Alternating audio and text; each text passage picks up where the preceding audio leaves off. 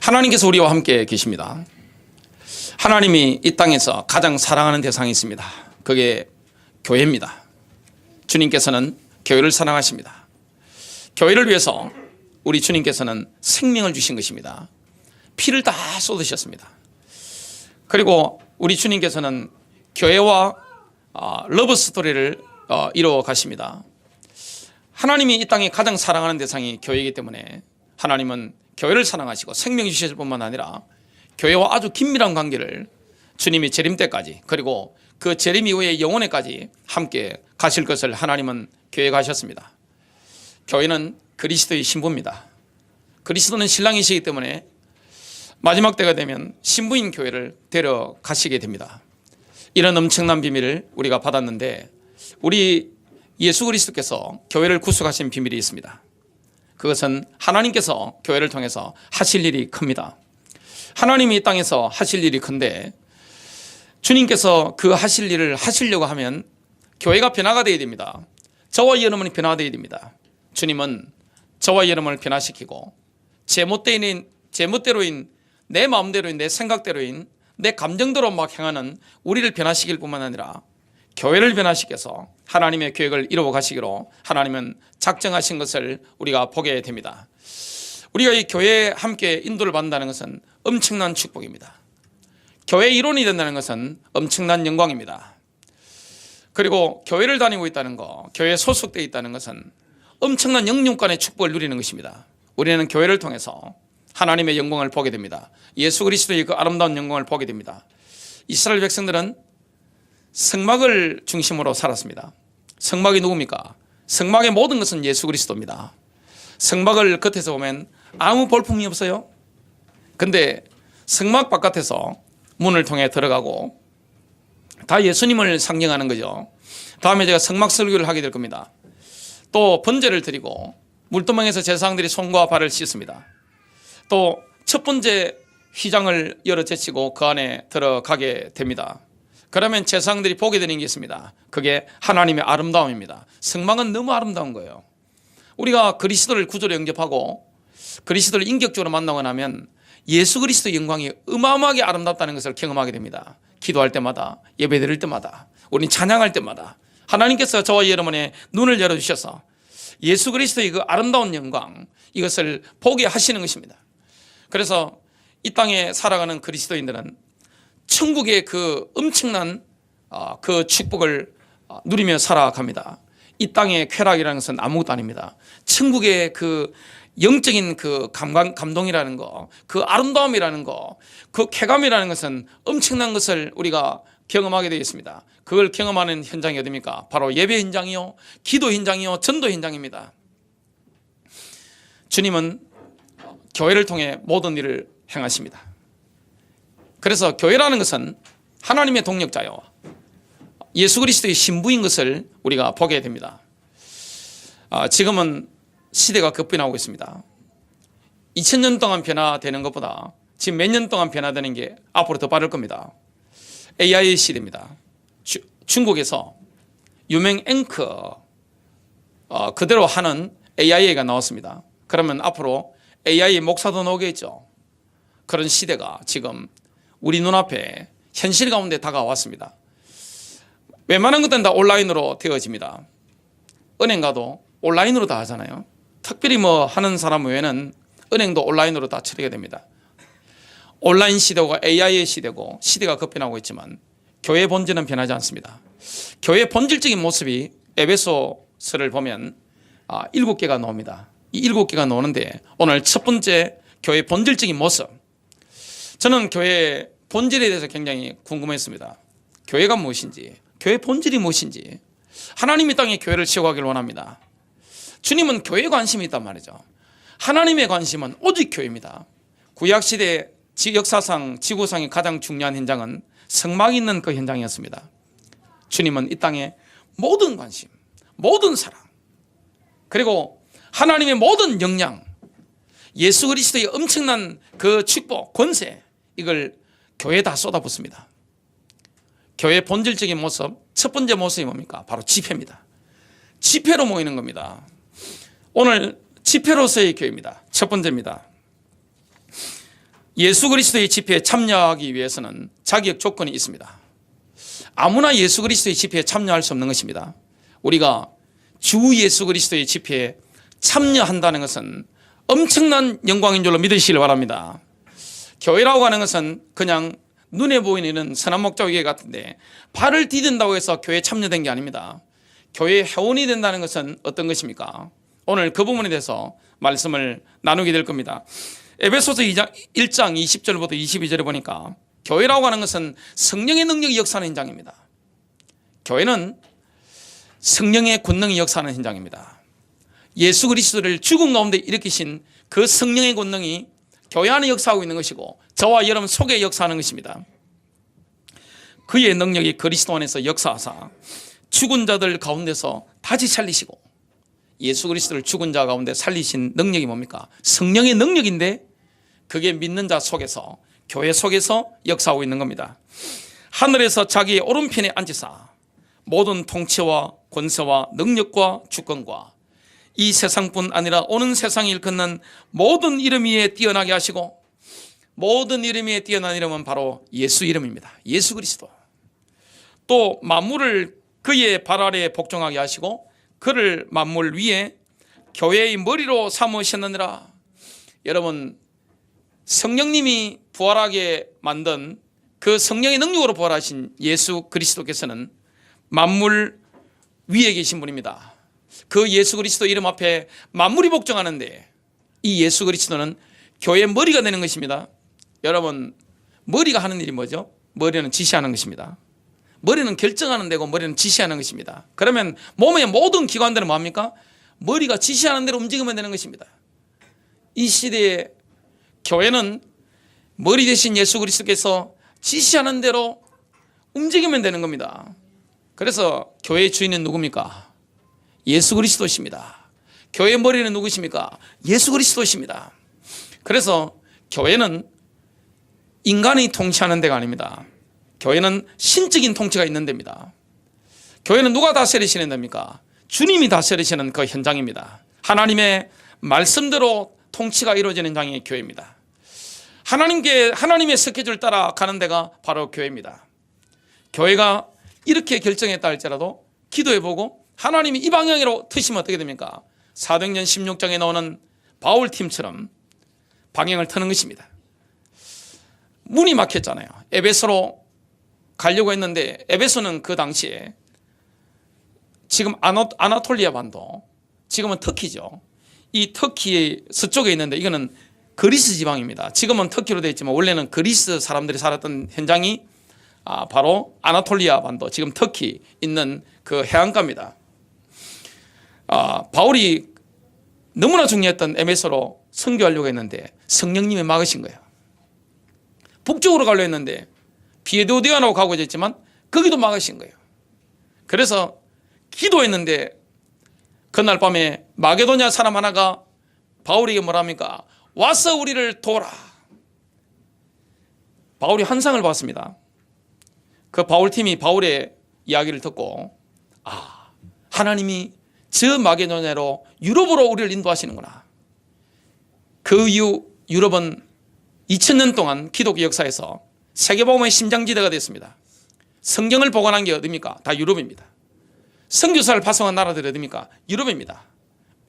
미국을 만든 나라가 영국입니다. 유럽에서 세계복음화의 이런 심장이 돼가지고 전 세계로 막 퍼져나갔습니다.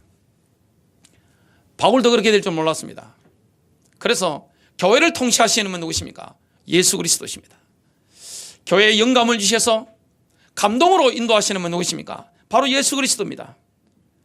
우리가 이런 교회에 참여할 수 있다는 거, 인생의 영광인 줄로 믿으시길 바랍니다. 교회의 직분자가 된다는 것은 하늘나라 귀족이 되는 것입니다. 엄청난 그 복이 되는 거죠. 오늘 에베소서 1장 22절에 나오는 에클레시아, 교회가 에클레시아인데 에클레시아는 불러내다, 일어나는 뜻을 가진 동사에서 파송됐습니다. 교회라는 것은 뭡니까? 에클레시아, 불러내다. 이 동사에서 파송된 게 에클레시아인데 바로 교회입니다. 교회는 하나님께서 특별한 목적 때문에 세상 가운데서 저와 여러분을 불러낸 사람들의 모임입니다. 그런 사람들이 모인 집회가 바로 교회입니다. 그래서 하나님께서 각 사람을 다 불러내신 겁니다. 마귀의 소나기에서, 어둠의 권세에서 그의 피로 말미암아 저와 여러분을 구속하신 것입니다. 우리의 영과 우리의 혼과 우리의 육을 마귀의 나라에서 하나님의 나라로 옮기신 것입니다. 저와 여러분의 영혼육이 그리스도를 만났다면 완벽하게 옮겨진 것입니다. 그게 바로 성도입니다. 사도행전 19장에 보면 에클레시아가 정치적인 집회라는 뜻으로 세 차례나 나옵니다.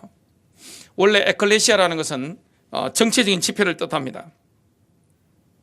바울이 2년 동안 에베소에 가서 말씀을 전했습니다. 하나님 나라에 관한 말씀을 전하니까 2년 동안 하니까 폭발적인 역사가 일어났습니다.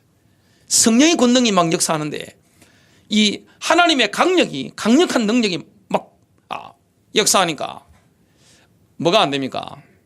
그 지역을 사로잡고 있던 다이아나라고 하죠.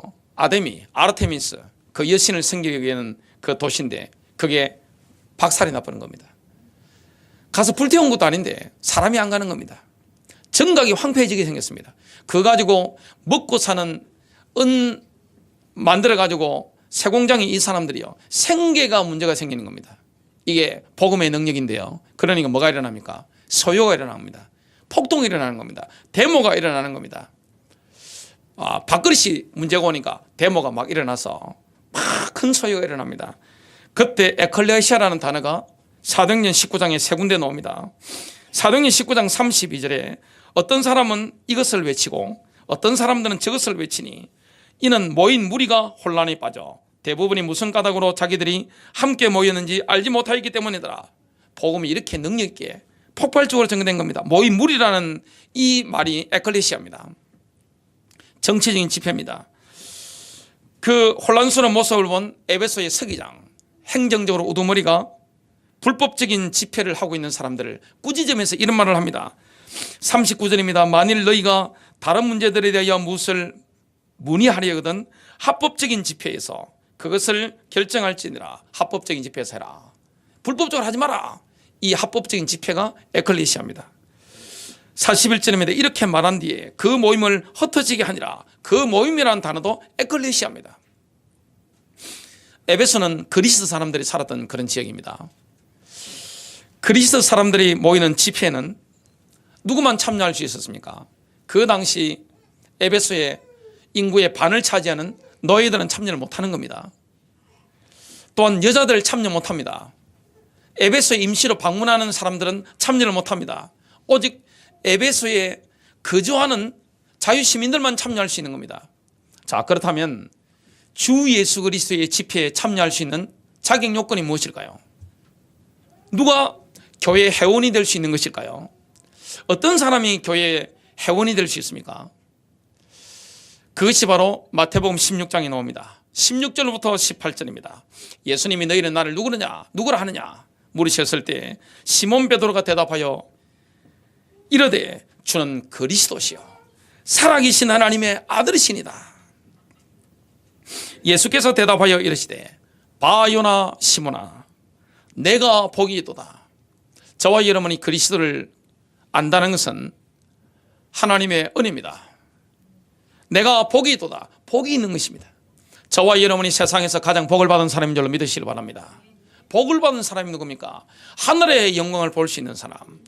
예수님이 그리스도라는 사실, 메시아라는 사실, 내 인생의 구세주라는 사실, 이거 깨닫는 것은 뭡니까? 최고로 복 받은 것입니다. 하늘나라 영광을 내가 누릴 수 있는 자격이 갖춰지게 된 겁니다. 복이 있도다. 이를 내게 알게 하니는 혈육이 아니요 하늘에 계신 내 아버지시니라. 여러분, 이 영적인 눈이 열리는 것은 아버지가 목사라고 해서 되는 게 아닙니다. 어머니가 권사님이라 해서 되는 게 아닙니다. 아버지가 집사님이라 해서 되는 게 아닙니다. 그리스도를 알게 되는 거, 그리스도를 체험하는 거 뭡니까? 하나님의 은혜입니다. 누가 교회에 소속된 회원이 될 수 있습니까? 누가 주 예수 그리스도의 이 엄청난 집회에 예수님을 머리로 하고 이 지구를 온 우주를 통치하는 이 영적인 하늘기관에 참여할 수 있습니까? 장로교라고 참여되는 게 아닙니다. 성결교라고 참여되는 게 아닙니다. 감리교라고 되는 게 아니에요. 오순절이라고 되는 게 아닙니다. 그리스도를 만나야 됩니다. 어떤 교파, 어떤 교단에 있든지, 어떤 교회에 있든지 내가 교회를 다니는 게 아닙니다. 그리스도를 만나는 것입니다. 그래야 예배도 되어지고 모든 게 되는 것입니다. 그리스도를 인격적으로 만나는 거예요. 이것은 목사회의 관계가 아닙니다. 교회에 내가 얼마나 열심히 다니냐, 이게 중요한 게 아니에요. 내가 그리스도를 아느냐. 이 성경에 안다고 하는 것은 히브리어로 야다고 헬라어로 기노스코입니다. 남자 여자가 결혼한 첫날 밤 지낸 걸 보고 안다는 것입니다. 그리스도를 체험적으로 아는 것입니다. 머리로 아는 게 아니에요. 교리적으로 듣고 내가 아는 게 아니에요. 내가 그리스도를 인격적으로 만난 것입니다. 주님을 사랑하게 되는 거예요. 그리스도를 만나는 거예요. 그리스도를 인격적으로 만난 사람이 교회의 회원이 되는 것입니다. 왜 이 시대의 교회가 능력이 없습니까? 그리스도를 인격적으로 만나지 못했는데 부모님 따라 교회 나오다 보니까 나이가 들잖아요. 그리고 아내 따라 교회를 나오다 보니까 세월이 흐르잖아요. 사회적인 위치가 있잖아요. 그러니까 교회 회원이 되어지고 직분자가 되니까 교회 능력이 없는 거예요. 오늘 권사의 헌신 예배를 오해 하게 됩니다. 그러니까 회장님이 강사비는 어떻게 됩니까? 그러시길래 우리 교회 자체 강사는 사례비 안 받는다 그랬습니다. 그리고 앞으로 제가 목회하는 한 해는 0.00001% 뭐 예외적인 가능성이 있을 수 있겠지만 안수입사나 권사나 장로 임직 받을 때 임직원금 이런 거는 안 받을 예정입니다. 제 마음에. 여러분 그런 걸 이해해 주시기 바랍니다. 왜 그렇습니까? 하나님 은혜 드리는 거예요. 내가 은혜 받으면 돈이 문제입니까? 내 인생이 문제입니까? 자식이든 내 인생이든 물질이든 다 드리고 싶어요. 이게 은혜로 되는 거잖아요. 그래서 교회라고 하는 데는 하나님의 교회이기 때문에, 주님의 교회이기 때문에 돈이 필요한 게 아니에요. 은혜가 임해야 되는 것이고 믿음이 있어야 되는 거예요. 이게 바로 교회예요. 교회는 영적인 기관이에요. 세상 권력 기관이 아니에요. 미국에 가면 공화당과 민주당 양당 체제입니다. 이 정당에 속하는 데가 아닙니다. 좌파우파 있는 데가 아닙니다. 교회는 하늘 기관입니다. 영적인 기관이에요. 여기에 저와 여러분이 그리스도를 만나고 나면 어떻게 됩니까? 참여가 되는 것입니다. 이런 사람만 참여할 수 있습니다. 18절입니다. 또 내가 내게 이르노니 너는 베드로라. 내가 이 반석 위에 내 교회를 세우리니 엄부의 권세가 이기지 못하리라. 마귀는 교회를 이기지 못합니다. 왜냐? 주님의 교회이기 때문에. 어디 얼씬거립니까? 경찰들이 있는데 어떻게 도둑놈이 들어올 수 있어요? 경찰도 여러 경찰이 있더라고요. 저 산을 좋아하니까. 그리고 유도, 금도 제가 등산 이렇게 해보니까 특수 경찰들이 있더라고요. 테러 잡는 경찰들. 얼마나 열심히 하는지 몰라요. 저보다 더 열심히 해요. 그런 특수한 경찰들이 있는데 어디 강도들이 들어옵니까? 마귀가 이기지 못합니다. 음부의 권세가 너를 이기지 못하리라. 교회는 승리합니다. 두 번째입니다. 하나님의 백성들이 모이는 게 교회입니다. 교회라는 것은 주 예수 그리스도의 집회입니다. 그리스도를 인격적으로 만난 사람들이 모이는 집회가 바로 교회입니다. 교회의 권세는 엄청납니다. 진짜 그리스도를 인격적으로 만난 사람들이 이 나이 상관없잖아요. 하늘나라의 문 나이가 상관이 있습니까? 영적으로 청년이라 할지라도 장성한 사람이 있을 수 있습니다. 그리고 영적으로 현 나이가 90살이라 할지라도 영적으로 0살인 사람이 있을 수 있고 1살인 분이 있을 수 있습니다. 교회는 그래서 누가 섬기는 데입니까? 교회는 영적인 어른이 섬기는 데입니다. 영적으로 성숙한 사람들이 성도를 섬기고 하나님의 교회를 섬기는 데가 바로 교회입니다. 그게 주 예수 그리스도의 집회입니다. 오늘 집회로서의 교회인데요. 교회의 권세는 엄청납니다. 그리스도를 인격적으로 만난 사람들이 모일 때, 영적으로 하나 될 때, 그때 나타나는 이 권세라는 게요, 우주를 움직입니다. 전 지구를 움직이는 거예요. 도시를 움직이는 거예요. 영적으로요, 지진이 막 일어납니다. 교회가 영적으로 하나 되어버리면 영적인 지진이 일어납니다. 교회가 영적으로 정말로 기도해버리면 어떻게 됩니까? 마가다락방에 120명이 기도했는데 오순절날 성령이 많은데 이게 강력이 역사하니까 이 예루살렘에요 흔들흔들 하는 겁니다. 지진이 일어나는 것입니다. 교회가 하나 돼서 기도하면 영적인 지진이 일어납니다. 도시가 변하는 겁니다. 회사가 바뀌는 거예요. 학교가 바뀌는 거예요. 가문이 바뀌는 거예요. 이런 그리스도를 인격적으로 만난 사람이 성령의 역사 속에 들어가서 함께 할 때 권세가 엄청납니다. 성경은 하나님의 백성들이 모이는 집회를 시온이라고 합니다. 시온. 그래서 하나님의 백성들이 모이는 집회를 시온이라고 하는데요, 그리스도를 인격적으로 만난 사람은 이미 영적으로 시온에 이르러 있습니다. 하나님의 백성들의 총회인 시온에 이르러 있습니다.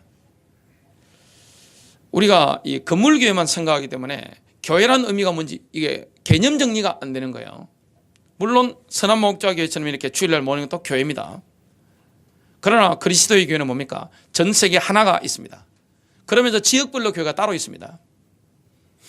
교회는 영적인 유기체입니다. 세상 조직이 아니에요. 세상 정당이 아니에요. 세상 정치 조직이 아니에요. 오직 교회는 하나님의 말씀이 가라면 가는 것입니다. 그리고 서라면 선하는 것입니다. 교회는 하나님의 서기를 따라 움직이는 현장입니다. 누가 독재를 한다든지 민주주의 해가지고 이렇게 합시다 못하는 데가 교회입니다. 그리고 내 의지를 쓸 수 없는 데가 어디입니까? 그게 바로 교회입니다. 그래서 교회 목사나 교회 중직자 중에 권력을 가지고 있단 말이죠. 권력을 잘못 행사하면 어떻게 됩니까? 하나님 보실 때는 사법권 남용이 됩니다. 그러면 개인과 그 가문에는, 그리고 그 교회는 엄청난 불행이 있습니다. 반드시 뭐가 있습니까? 사법권 남용에는 징계가 있습니다. 두려운 거죠. 어떻게 보면 주 예수 그리스도의 집회의 그 권세라는 게 엄청난 거예요. 정말로 그리스도인들이 모여서 하나 되어지면 영적인 파워라는 게 엄청난 거예요. 지축을 흔들어 버립니다.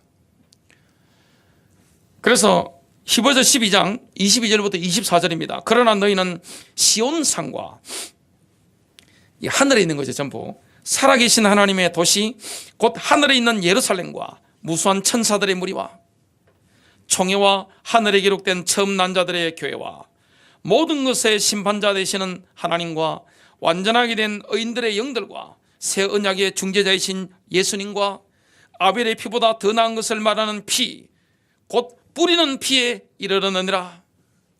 영적으로 그리스도인들은 이미 시온산에, 하늘 시온산에 이르는 것입니다. 여러분 정말로 믿으시길 바랍니다. 그리스도를 베드로처럼 주는 그리스도시요 살아계신 하나님의 아들이십니다. 이 고백을 한 사람, 이거는 교회 다니는 사람을 말하는 게 아닙니다. 목사를, 장로 이런 걸 말하는 게 아닙니다. 그리스도를 정말로 만났느냐, 그리스도를 정말로 아느냐, 그리스도를 정말로 사랑하느냐, 이런 사람들이 하늘의 시온에 이미 이르렀다는 말씀을 하는 겁니다. 이럴 것이다가 아닙니다. 다윗은 시편 110편에 보면 예수님의 권세가 지상에서 어떻게 집행될 것인지에 대해서 예언합니다. 예수님의 하늘 권세가 어떻게 이 땅에서 집행이 됩니까? 여러분 지금 전 우주를 통치하시는 분 누구십니까? 만왕의 왕이 누구시죠? 예수 그리스도입니다. 모든 이름 위에 뛰어난 이름이 어떤 이름입니까? 예수 이름입니다. 그 예수님이 통치하시는데 뭘 통해 통치하십니까? 하나님의 교회입니다. 그리스도의 교회입니다. 예수님의 교회입니다. 여러분 우리나라 대법원이 하나님 보실 때 더 영적 서열이 높습니까? 교회가 결정하는 게 영적 서열이 더 높습니까? 세상으로 치면 우리나라 대법원이 더 높습니다만은 제가 성경을 연구하면서 이번 주에 확실히 한 겁니다. 교회보다 높은 게 없는 거예요. 근데 교회가 사법권을 남용하면 어떻게 됩니까? 잡음을 결정하면 그 결정한 개인들은 반드시 하나님이 책임을 묻습니다. 왜냐? 하나님이신 권세를 남용했기 때문에 그렇습니다. 시편 110편 1절입니다. 주께서, 이 하나님 아버지를 말합니다. 내 주께 말씀하시기를, 이거는 아들 예수님을 말합니다. 여호와께서 예수 그리스도께 말씀하시기를, 내가 내 원수들을 내 발받침으로, 내 발판으로 삼을 때까지 너는 내 우편에 내 오른편에 앉아 있으라 하셨도다. 예수 그리스도께서 십자가에 죽으시고 부활 성천하시고 하늘 보좌에 앉으실 때, 주님께서 앉으실 때 하나님 아버지께서 뭐라고 하셨습니까? 내 오른편에 앉으라. 뭡니까? 통치권입니다. 왕권입니다. 주님은 지금 만왕의 왕이십니다. 주님이 이 세상을 통치하십니다. 마귀가 얼마나 덜 끓습니까? 마귀가 얼마나 역사합니까? 저는 제가 목사다 보니까 밝은 데보다 어두운 데를 많이 접합니다. 어두운 현장을 참 많이 접해요. 그러니까 순간적으로 이 어두운 데는 굉장히 밝습니다. 이 촉이라고 할까, 이런 게 상당히 예민합니다. 제가 무딘 데는 남녀관계, 이거는 제가 무디입니다. 그런 데는 제가 발달이 안 돼 있는데, 어두운 데 있는 데는 굉장히 발달이 있습니다. 어두운 현장이 얼마나 많습니까? 마귀가 얼마나 역사하는가요? 이 세상은, 교회 안에도 마귀가 역사 많이 합니다. 돈이 몰리는 현장, 사람이 몰리는 데는 마귀가 활기를 칩니다. 근데 그 활기치는 현장에서 우리 주님이 다스리시는 겁니다.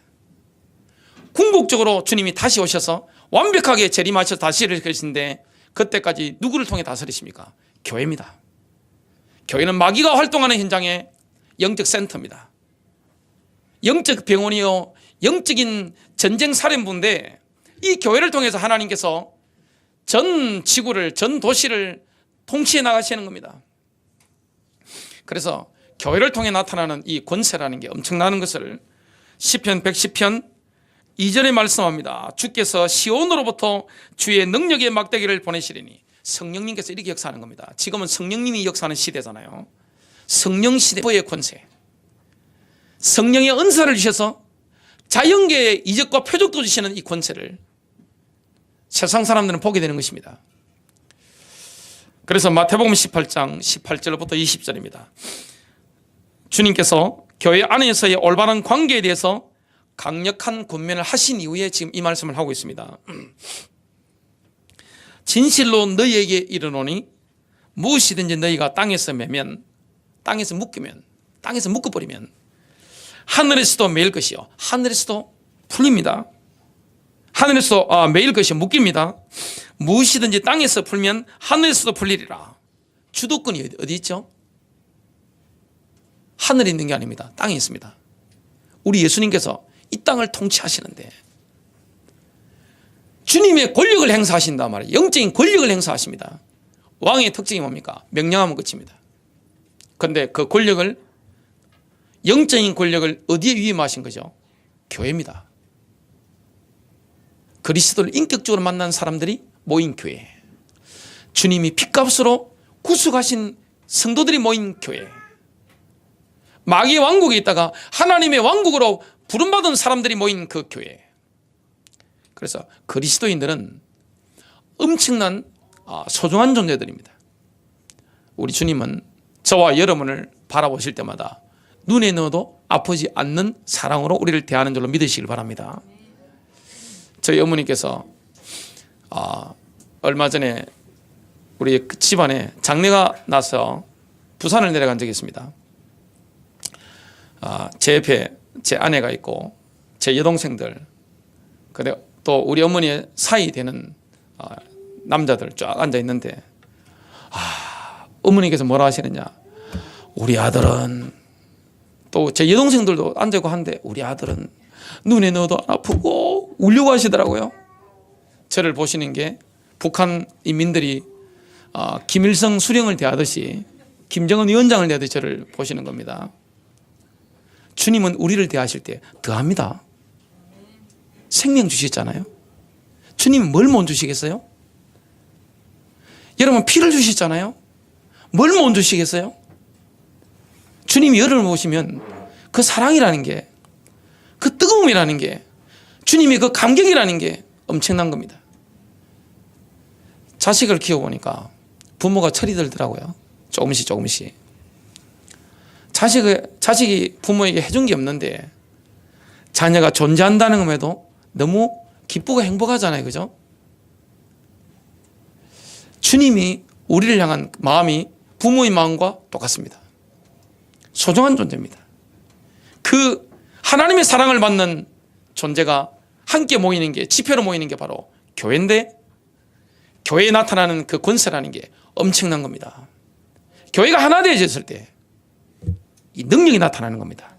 특히 교회가 말씀을 선포할 때, 말씀을 붙잡을 때, 복음의 능력을 선포할 때, 교회가 뭔가 중요한 결정을 할 때,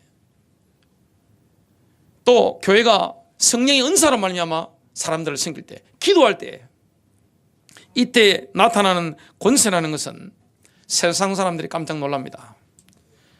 뭐라고 말씀합니까? 진실로 19절입니다. 다시 너희에게 이르노니 너희 중에 두 사람이 땅에서 합심하여 무엇이든지 구하면 하늘에 계신 내 아버지께서 그들을 위하여 이루게 하시리라. 두세 사람이 내 이름으로 모인 곳에는 나도 그들 중에 있느니라.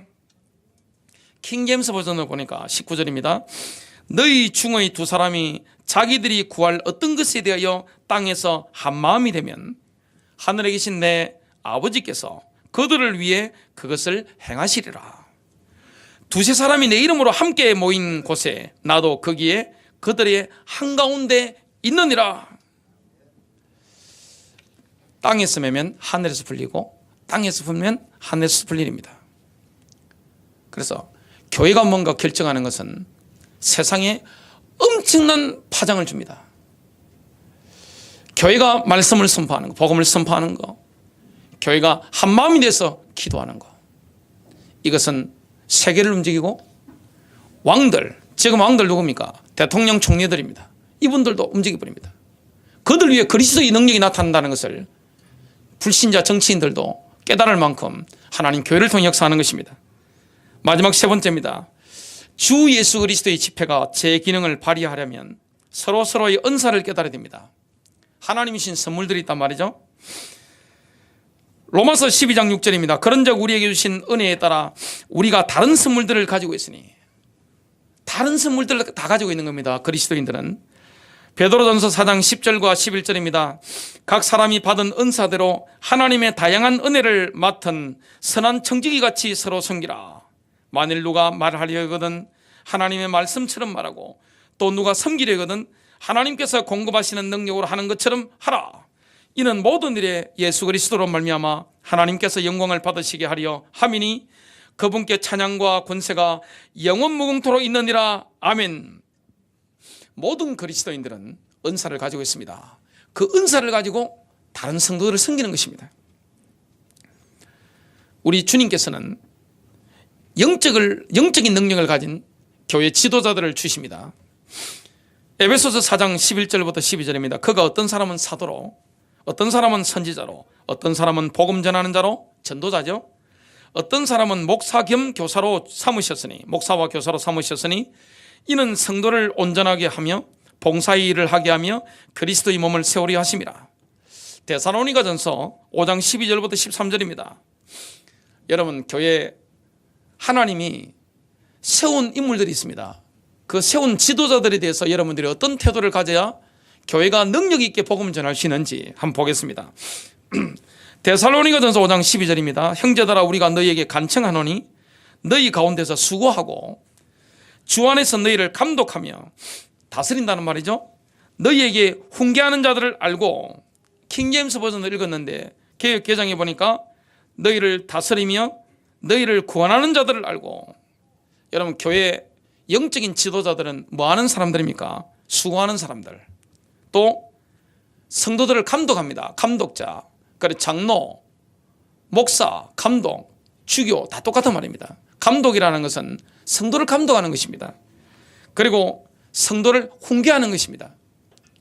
그게 바로 지도자들이 하는 일입니다. 그들의 일로 인하여 사랑 안에서 그들을 매우 귀중히 여기라. 가장 귀히 여기라. 여러분, 교회가 능력 있게 세상에 복음 전하려고 권세를 사용하려면 어디 됩니까? 교회 지도자들을 뭡니까? 가장 귀히 여기시는 축복이 되시길 바랍니다. 교회 지도자들에 대해서는, 하나님이 세운 인물에 대해서는 뭡니까? 가장 귀한 인물로 이렇게 여기고 인도받아야 됩니다. 결론 맺습니다. 주 예수 그리스도의 집회에 특징이 있습니다. 교회의 특징이 뭡니까? 통치의 권세입니다. 우리 주님께서 만왕의 왕이신데 왕권을 사용하시는데 누구를 통해 사용하십니까? 교회입니다. 교회는 기도를 통해서, 그래서 교회는 태극기나 촛불 들고 나가는 데가 아닙니다. 교회는 그런 데가 아닙니다. 교회는 하늘에 속한 기관입니다. 하늘에 속한 영적인 기관입니다. 좌우파에서 믿는 사람들이 다 모이는 데가 어디입니까? 좌파든 우파든 촛불이든 태극기든 공산당이든 극우파든 누구든지 그리스도를 인격적으로 만나면 어떻게 됩니까? 교회 소속이 되는 겁니다. 이건 이념을 초월합니다. 사상을 초월하는 데입니다. 이는 세상의 모든 남녀노소를 다 초월하는 것입니다. 세대 갈등이 없는 데가 어디입니까? 교회입니다. 제가 일본인들 만나보고 중국인들, 러시아인들, 미국인들, 그리고 유럽인들, 아프리카 사람 만나봤습니다. 그리스도 안에 들어왔는데 하나님의 가족이니까 다르더라고요. 이게 끈끈한 영적으로 통하는 거 있잖아요. 같은 성도라는 게 있습니다. 사랑이 가더라고요. 여러분, 지역 갈등, 민족 갈등, 이걸 완전히 뛰어넘는 게 뭡니까? 바로 교회입니다. 가장 좋은 교회는 뭡니까? 교회 성장학으로는 좀 아마도 수 있지만 가장 좋은 교회는 모든 민족이 신앙 안에서 하나 되는 것입니다. 민족 갈등이 없어요. 그 교회는 지역 갈등이 없는 데입니다. 세대 갈등이 없는 거예요. 빈부격차가 없는 것입니다. 왜 그렇습니까? 가진 자가 나누기 때문에. 그래서 교회는 통치의 권세를 가진 데입니다. 우리에게 요구되는 게 뭡니까? 일반 성도들에게 요구되는 게 뭡니까? 하나님의 질서를 위한 존중입니다. 여러분, 하나님은 무질서한 거 싫어하세요. 질서의 하나님입니다. 교회 높고 낮은 건 없지만 하나님께서 세우신 인물에 대해서는 뭡니까? 존중의 자세. 그때 뭐가 있습니까? 교회는 권세가 나타납니다. 승리하시길 바랍니다.